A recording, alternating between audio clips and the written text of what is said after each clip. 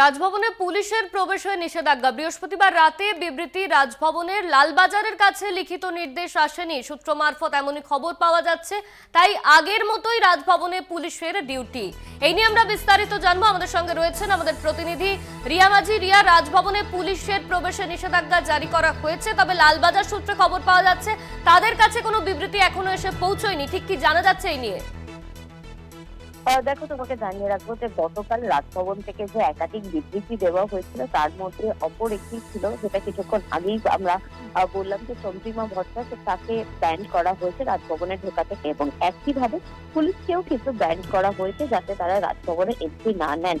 তবে তোমাকে জানিয়ে রাখবো যে রাজভবনে কিন্তু কলকাতা পুলিশের তারা কিন্তু ডিউটি করে।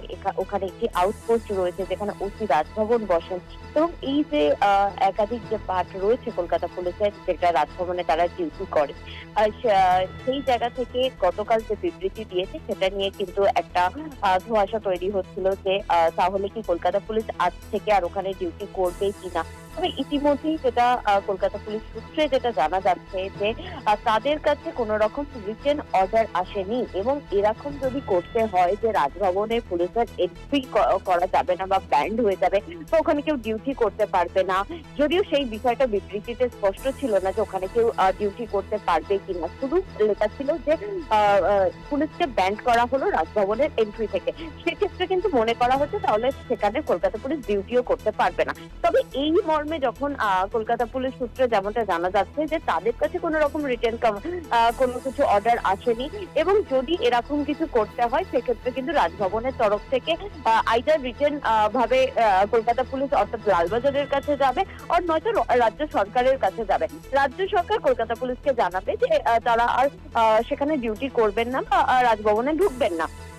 তবে এখনো অব্দি কলকাতা পুলিশের কাছে এরকম কোনো রিটেন অর্ডারই রাজ্য সরকার বা রাজভবনের কাছ থেকে কিন্তু আসেনি বলে এমনটাই কলকাতা পুলিশ সূত্রে জানা যাচ্ছে, এবং সেই কারণের জন্য গতকাল অব্দি যেভাবে কলকাতা পুলিশ রাজভবনে ডিউটি করেছেন, আজকেও কিন্তু ঠিক একইভাবে সেই ডিউটি চলছে। কলকাতা পুলিশের একাধিক যারা অফিসাররা রয়েছে বা যাদের ডিউটি থাকে রাজভবনে, তারা ডিউটি করছেন। ওসি রাজভবন তিনি তার আউটপোস্টে রাজভবনের ভিতরে সেখানেই তিনি বসছেন, এবং কোনো রকম চেঞ্জেস হয়নি। যতক্ষণ না অর্ডার আসবে এরকম কোনো চেঞ্জ হবেও না বলে পুলিশ সূত্রে এমনটাই জানা যাচ্ছে। ধন্যবাদ তোমায় রিয়া। আমাদের সঙ্গে ছিলেন আমাদের প্রতিনিধি রিয়া মাঝি। বৃহস্পতিবার রাতে বিবৃতি রাজভবনের তরফে, তবে লালবাজারের কাছে এখনো পর্যন্ত লিখিত কোনো নির্দেশ আসেনি। তাই গতকাল যেভাবে পুলিশ ডিউটি করেছে সেভাবেই আজকেও ডিউটি হচ্ছে, তার কারণ তাদের কাছে কোনো নির্দেশ আসেনি বলেই সূত্র মারফত খবর।